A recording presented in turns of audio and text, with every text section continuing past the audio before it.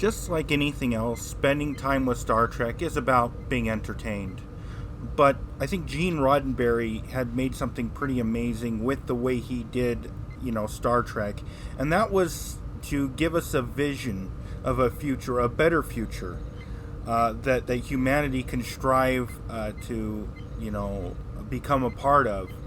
I think that, the payoff to us is we get entertained, we get rested from the, reality of our current situation in life, and it gives us a vision of the future, and it gives us a hope for a future in a way that helps, rejuvenate, our lives.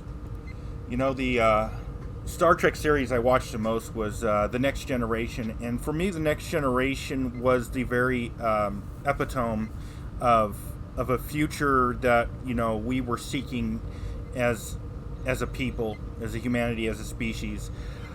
The idea that we have overcome a lot of our vulgar state of mind, or words, or even our aggressive warlike nature that does exist within all humans, which Quark himself in DS9 had explained.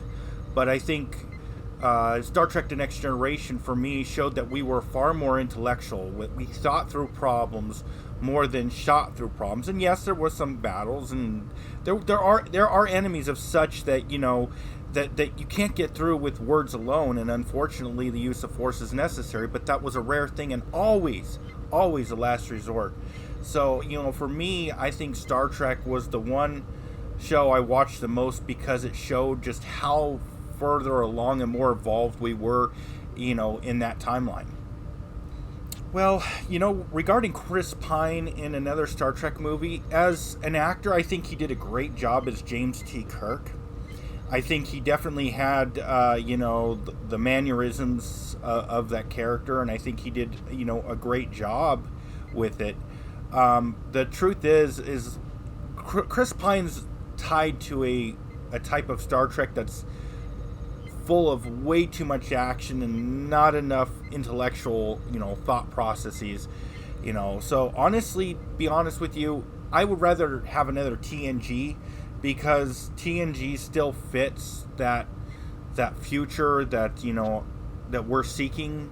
We're more involved, and that, as much as fun as combat and space battles are, it just shows that we can think through our problems a lot more effectively, in TNG, and that just shows that our minds have evolved, far farther along.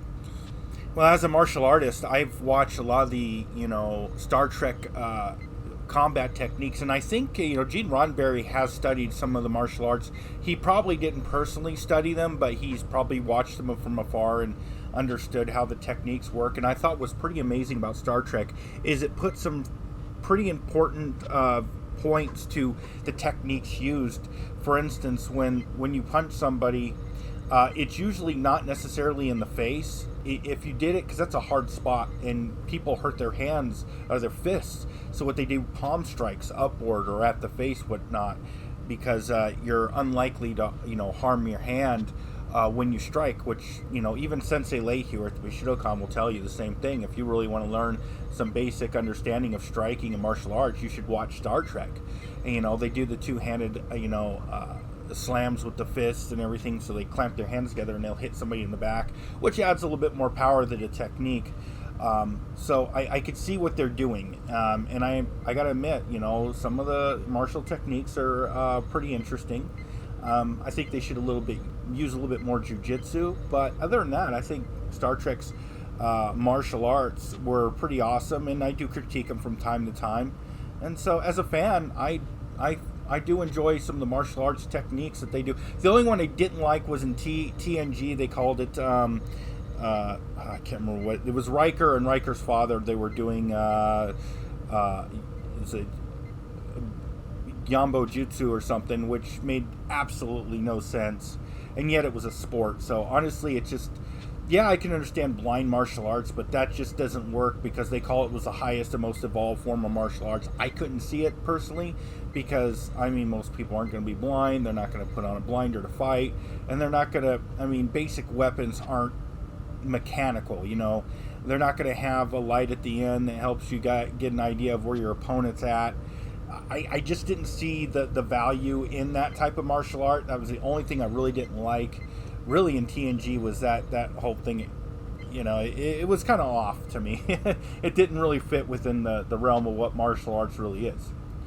Well, in Star Trek, I feel like the greatest fighter, it's actually for me a tie between James T. Kirk and Worf.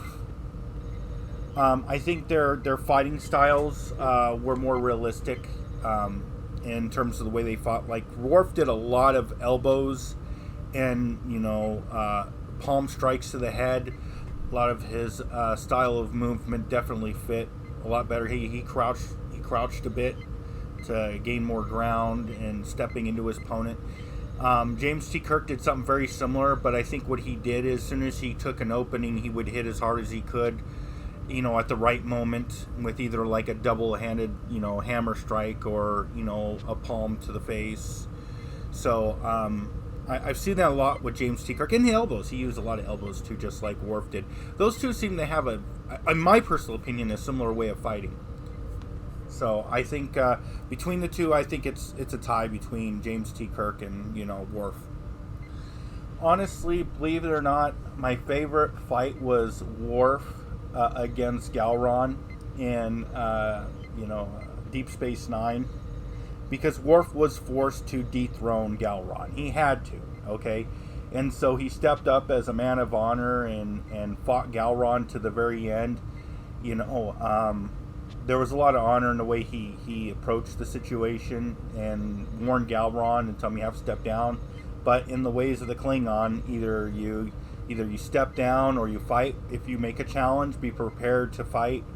But the way Worf did it, and he came in just completely, took on Gowron and, finished him off as quick as possible to guarantee his victory, and also the sustaining, the situation, with the Dominion War. There's, several different sci-fi shows out there, and over the years, I think, not just Star Trek, and Star Wars, believe it or not, helped, kick off the sci-fi genre. And there's been so many great sci-fi shows. I gotta admit, Stargate has been one of my favorites. I remember watching the original movie back in the day, and Battlestar Galactica, one of my favorite sayings that goes, "So say we all." They actually have some bits and pieces in each that make their show rememberable. And I have to admit, there was stuff that a lot of people don't remember that was out in like late 90s. Like, I totally enjoyed First Wave. I also absolutely loved Farscape. And, like I said, they give you a much different view of the universe than what we saw with Gene Roddenberry, which is great. But they all had their entertainment value, and they were enjoyable. And they gave you a better look at the, human psyche. So, honestly, they were all great. Star Trek, I guess you could still say TNG, my top favorite. But I tell you what, some of those other shows came pretty close to being right there, are pretty close to Star Trek and being something I thoroughly enjoy. And so, I just got to say, I wouldn't be surprised there'd be more to come in the future for good shows, as long as we got good writers out there who could think outside of the box, And sci-fi is the very, the epitome of thinking outside of the box. And that's what makes it more entertaining, because most TV shows can become more, what's the word? Predictable. And so, but with sci-fi, sometimes things aren't always so predictable, and they aren't always in black and white, and that's because there's more to the world than what we know. And people that write sci-fi are thinking in their mind beyond what they know. What could be the possibilities of things that we don't understand. So, yeah, there's a close competition in many shows for me, but it could be different for other people.